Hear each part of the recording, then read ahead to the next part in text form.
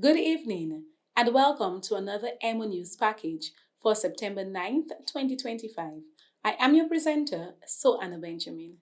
In the headlines this evening, Caribbean Airlines employees donate nearly 7,000 items in annual stationery drive. Billy Doctrove sworn in for third term as president of Dominica Olympic Committee. Nepal PM resigns amid deadly youth-led protest, and Super 6 winners say she'll give back to God. From my first day of school, you've been there. Hey Mom, from game plans to victories, you've been there. Through dreams and rehearsals, you've been there. From the hustle to the tussle, you've been there.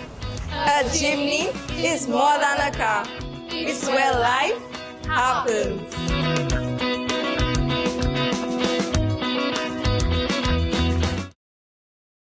And we begin local news with news from the Discover Dominica Authority. The DDA, Discover Dominica Authority, has concluded a successful promotional mission in St. Martin from September 2nd to the 6th, building excitement for the upcoming World Creole Music Festival, which is set for October 24th to the 26th in Roseau. Highlights included a live press conference on September 3rd at Oyster Bay Resort, media interviews, and a vibrant Dominica night on September 5th, featuring live performances by World Creole Music Festival artists. Led by PR specialist Monel Alexis and marketing executive Makera George, the mission boosted visibility for Dominica's culture and tourism. Let's hear from Monel Alexis. Our recent mission in St. Martin gave us the opportunity to share Dominica's attractions, highlight the festival's dynamic lineup, and connect directly with both media and the public. The response was tremendous. Several press interviews, a live broadcast press conference, and a vibrant Dominica night featuring our festival artist Rui all helped spread the message. St. Martin's warm reception truly reinforces the strong regional bond we share and the growing anticipation for one of the Caribbean's most exciting festivals, the World Creole Music Festival. The DDA thanked its partners and will continue regional promotions in the lead up to the festival. And in other local news, Minister of State Honorable Oscar George is calling for more focus on athletes' mental strength as part of Dominica's sports development. At the swearing-in of the Dominica Olympic Committee's new executive, he proposed creating a forum to support athletes' mindset. We have to put some focus on the mindset of our athletes, on the mindset of the athletes. This is very concerning to me, I must say. And I have said many times that in order to excel in sports, you have to be mentally prepared, mentally tough, and maturity is also important. And I believe that under this new leadership, we have an opportunity to try to target that issue, the mindset of our athletes. And one of the things I believe the committee can do, Mr. President, is to start a conversation as part of an athletes forum, where we can bring all our young athletes together and just focus on the mental aspect of sports. Senator George praised the Dominica Olympic Committee's progress and stressed the need to prepare for new Olympic disciplines. So, while I put on record my high praise for what the committee was able to achieve over the last 4 years, I say to you that the work has just begun. We must prepare for the new sporting revolution coming, and also for the new sports to be introduced to Olympics in the coming years. But rest assured, you have a good partner and supporter in the government of Dominica, and in the new year, we will seek to strengthen our collaboration between the government and the DOC to position Dominica where we all want it to be in sports and youth development. He also congratulated Billy Doctrove, who was sworn in as president, along with the new executive team, highlighting their proven dedication to sports development in Dominica. So I congratulate you and the entire past executive for what we consider a successful 4-year term.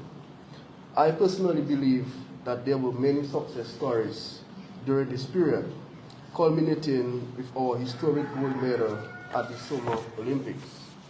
And I'm sure that the outgoing president and incoming president will highlight some of these success stories in his well-prepared speech. But I just want to say well done to you, Mr. Doctorov, and the entire executive. You have been a really good servant for sports and for the DOC for a very long time. And I want to put on record our personal congratulations to you going forward. And I know that there's a popular saying that goes, the reward for good work is more work. And of course, we expect to see more work in this coming 4 years under your leadership. Billy Doctorov has been sworn in for a historic third consecutive term as president of the Dominica Olympic Committee, elected unopposed for the first time in the DOC's history. Calling the moment humbling, Doctorov thanked affiliates for their strong support, including his former 2021 opponent, now a key backer. Other executive members were also elected unopposed, reflecting broad confidence in the DOC's leadership. He highlighted recent successes, including Dominica's first Olympic gold by Thea Lafont and Trennis Hamilton's Pan Am gold, calling them major achievements for a small nation. Doctorov credited teamwork and athlete dedication, promising to keep building Dominica's global sporting presence. And in exciting news, the lucky winner of the recent Super 6 jackpot, which totaled $1 million plus, has come forward to share her joy and her heartfelt plans for the life-changing prize. With a beaming smile and clear sense of purpose, Anne Luke expressed her gratitude and revealed her priorities. Well, definitely my first thing I plan to do is to give back to the Lord. That's my first. Amen. And after that, I'll help my family, definitely. Beyond supporting her loved ones, the winner shared a dream she's held for many years and invest in opportunities. My dream is to know all the Caribbean islands, so I might take a trip to some of the Caribbean islands and invest in people. Anne Luke of Maho was officially presented with her Super 6 jackpot prize of $1,197,375 by the Dominican National Lottery on Monday, 8th September. And congratulations to Anne Luke on winning the lottery. In more news, the Rotary Club of Portsmouth, in partnership with Republic Bank, has officially handed over a new playground to Temple SDA Primary School. The ceremony took place on Monday, September 8th on the school grounds. Rotary officials addressed the students during the event, sharing their excitement about the project. Miss Lisa Van der Kam, Rotary District AG, highlighted the positive impact the playground will have on the children. Few things to say. I'm very proud to be here, but also proud with the collaboration we have with Republic Bank, of my team, my members of the Rotary Club of Portsmouth. I'm proud of you children to stand in the sun, to bear all us talking to you while you want to go playing. So I keep it short, and I'm also grateful that we're able to do this, and more schools following. And one thing to the kids, I see a very nice early act Rotary Club standing in front of me. So our club has some more work to do. And for the rest, I want to give also one extra compliment to, and a little applause to Lisra Fabian, who really is behind this project and did all she did, volunteer for free, her time. A little applause for Lisra, please. Thank you, kids. The ceremony was attended by Mrs. Miriam Winans, President of the Rotary Club of Portsmouth, and Ms. Charlene Polido, Country Manager of Republic Bank, and other Rotarians.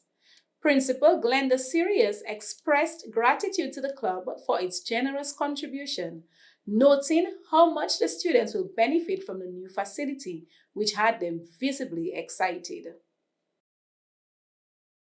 And in regional news, Caribbean Airlines employees have once again shown their generosity, donating nearly 7,000 items during the airline's 2025 stationery drive. The supplies were distributed to children's homes and NGOs across Trinidad and Tobago, as well as Jamaica, Barbados, and Guyana, helping support the education of vulnerable youth. The effort, part of the airline's sustainability program, was boosted by contributions from Charan's Bookstore and Pinnacle Limited. CEO Gavin Madera praised the initiative, saying, "Education is one of our core pillars, and every contribution helps make a difference." In more news, the Caribbean Media Exchange, CIMEX, has finalized the lineup of honorees for the 2025 CIMEX Leadership Awards, adding 3 distinguished leaders from Aruba, Martinique, and Puerto Rico to an already impressive roster of visionaries whose work has elevated the Caribbean's global profile and strengthened its communities. The newly named recipients are Carol Alexis, internationally acclaimed choreographer, artistic director, and Knight of the Order of the Arts and Letters from Martinique; Ronella Croze, Chief Executive Officer of the Aruba Tourism Authority; and Clarissa Jimenez, President and CEO of the Puerto Rico Hotel and Tourism Association. And EmoNews congratulates the honorees. And over to Grenada. Grenada's Ministry of Blue Economy has launched urgent talks after the U.S. announced a ban on fish imports from Grenada effective January 1, 2026. The ban, under the Marine Mammal Protection Act, follows a U.S. ruling that Grenada's fisheries don't meet required standards.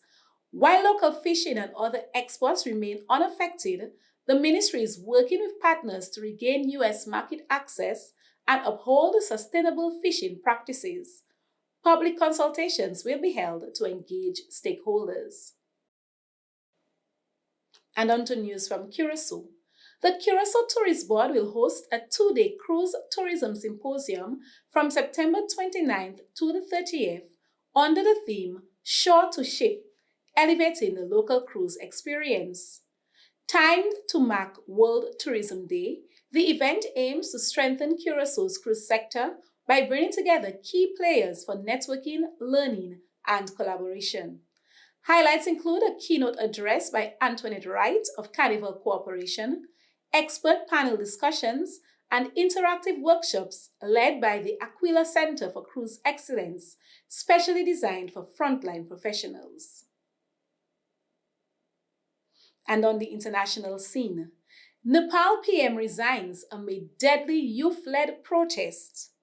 PM KP Sharma Oli has resigned following violent protests over a government social media ban, corruption, and poor economic prospects.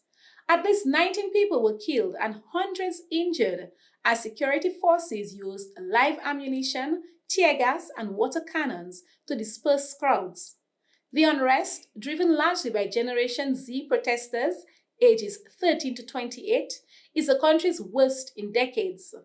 Demonstrations continued in Kathmandu and other cities despite curfews, with protesters setting police property ablaze and forcing the closure of the international airport. Nepal, a Himalayan nation of 30 million, has faced political instability since abolishing its monarchy in 2008. Oli cited the extraordinary situation in his resignation letter, shared by an aide on social media. And in more international news, Israel orders Gaza City evacuation ahead of expanded military operations. On Tuesday, Israel ordered residents of Gaza City to evacuate immediately, warning that military forces will operate with great force in the area. The directive, announced by the IDF spokesperson Avike Adre, comes after Prime Minister Benjamin Netanyahu's government approved a plan to seize control of the enclave's largest city. Ground operations began about a week ago as part of Israel's broader campaign to eliminate Hamas, which it has been battling since October 2023. Despite evacuation warnings, many residents remain, citing the high cost of living, lack of safe shelter, and overcrowding in the designated humanitarian zone of Al Mawasi, where Israel has directed people to go. Prime Minister Netanyahu had issued a warning Monday, urging civilians to leave the city in a message shared on Telegram. And on to some technology news. Apple unveiled its thinnest iPhone yet at its annual product showcase promoted under the theme "Or Drop-In." The event took place at the Steve Jobs Theater in Cupertino. The new iPhone 17 lineup is expected to include the standard, Pro, and Pro Max editions, along with a brand new model, the iPhone Air, predicted to be Apple's lightest flagship phone yet, inspired by its slim MacBook line. Also on the lineup, the Apple Watch Series 11 and an update to AirPods, with rumors of a live translation feature to rival Google's Pixel Buds. Apple is also expected to announce launch dates for its next operating system, iOS 26 and macOS Tahoe. But looming over today's events are Donald Trump's tariffs, which could disrupt Apple's supply chain and drive up iPhone prices. CEO Tim Cook has been working to soften the blow by shifting production to India and importing devices ahead of the tariff deadline. And this has been International News. Stay tuned for sports after this brief message. Double the draws, double the chances, double the excitement. Match 5, your local jackpot game.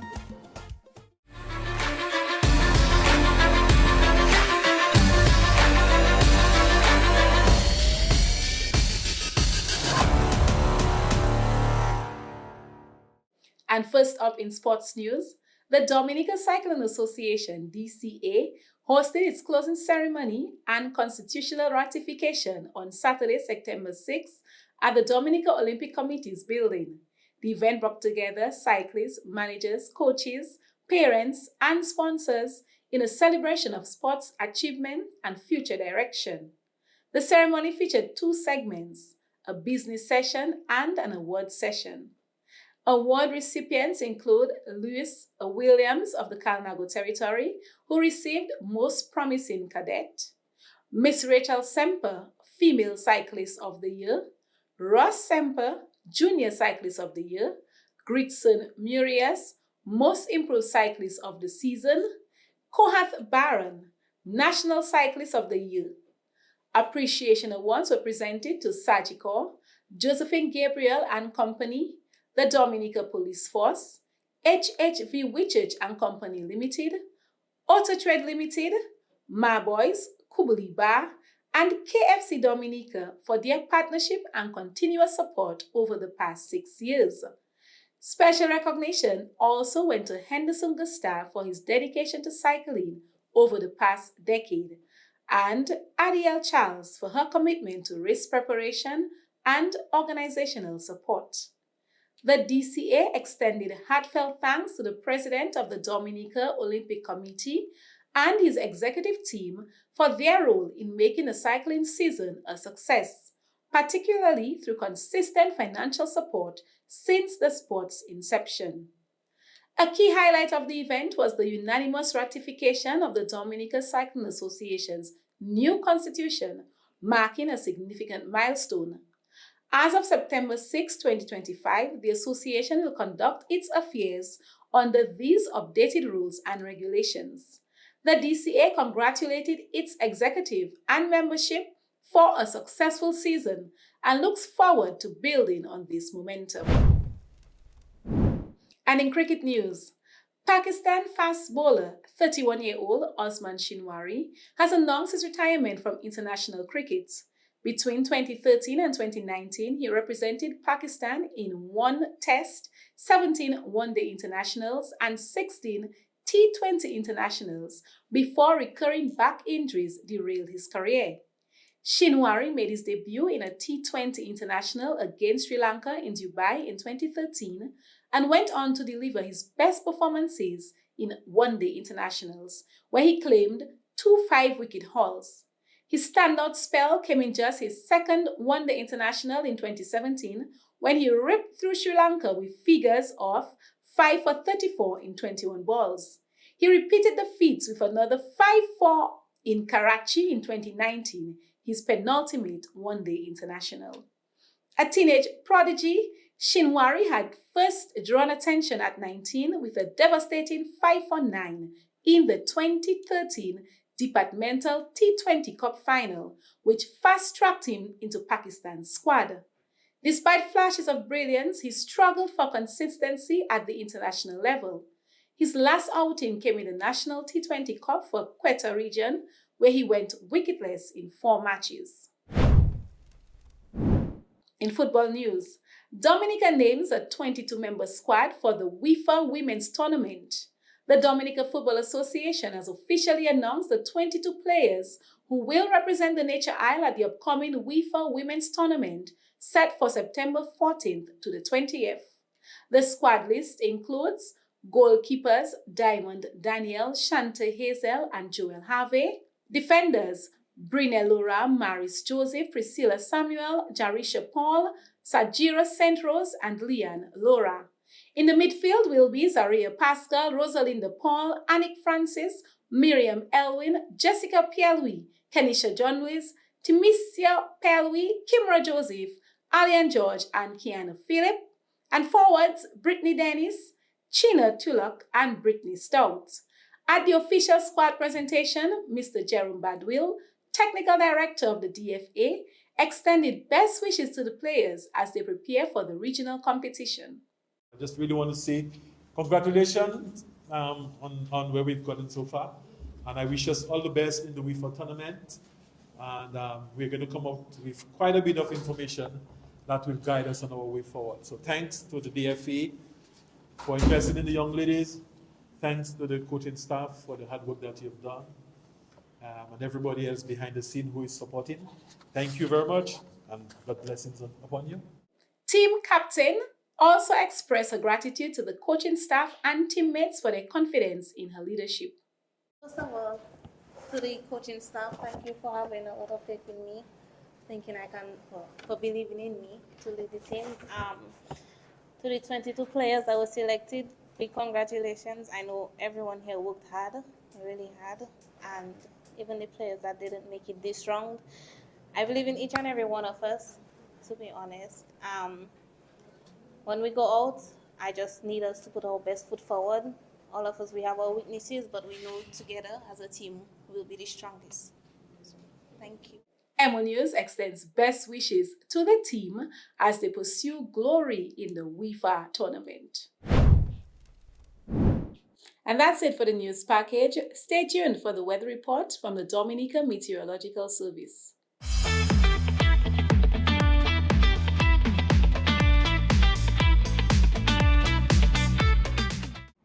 Hello, good day, and welcome to our weather broadcast for today, Tuesday, September 9th. I am your presenter, Annie Carreto Joseph.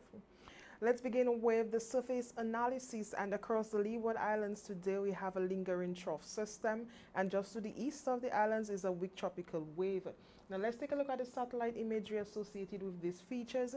And across the northern islands you can see this area of cloudiness, and this is the trough system, and this is expected to continue to move towards the west as the day progresses. Across the rest of the islands today, a rich pattern is the dominant feature. And you could see across the central windwards here, you have very few low-level clouds move across the island. And towards those islands to the south, you have some area of convergence, which show a little more cloudiness throughout the course of the morning. And out in the eastern area, here you have this tropical wave, and the moisture associated with this wave is expected to move across the island from tonight and extending to early tomorrow morning. Let's zoom in on Dominica. Beautiful skies this morning, and we see very few low-level clouds just over the east and southeast parts of the island. The remainder of the island, very few low-level clouds were observed today. Radar imagery indicated there were no shower activity. None can be seen on this radar imagery during the course of the morning. Conditions for tonight, we expect to see an increase in cloud cover with some showers, especially in the second half of the evening as we move into tomorrow morning. Partly cloudy to cloudy skies with some showers can be possible. Temperatures to dip to about 24 degrees Celsius on the coast and about 22 in the interior. Winds generally east southeasterly, peaking to near 25 kilometers per hour. As we take a look at tomorrow, Wednesday, during the morning, you expect to see a little bit more cloud cover with some showers. However, as the day progresses, we see a reduction in cloudiness and shower activity, and patches of low-level clouds expected to move through across the area throughout the course of the week, maintaining partly cloudy to occasionally cloudy skies with a few showers. Temperatures to peak to near 33 degrees Celsius along the western coast and about 31 degrees Celsius on the eastern coast throughout the next 3 days. You're advised to keep cool, keep hydrated, and avoid direct sun exposure, especially during peak hours. Nights to cool to about 24 degrees Celsius. Winds generally easterly, peaking to near 25 kilometers per hour on Wednesday and Thursday, a slight decrease to about 20 kilometers on Friday. Marine conditions, seas up to 7 feet on the east coast on Wednesday and Thursday, and about 3 feet on the west. A slight decrease to about 5 feet on the east coast can be expected on Friday. The sun will rise tomorrow at 5:53 a.m. and set at 6:11 p.m. Our high tides tomorrow will be at 12:18 a.m. and 2:30 p.m., while the low tides will be at 8:01 a.m. and 6:45 p.m. For up-to-date information, you can scan this QR code to follow our WhatsApp channel, or you can follow us on Facebook and Instagram at Dominica Met, or our website at weather.gov.dn. Thank you for viewing, and join us tomorrow for your next weather broadcast. Good day. This has been EmoNews package for September 9th, 2025. I am your presenter, Soana Benjamin. Thank you for viewing.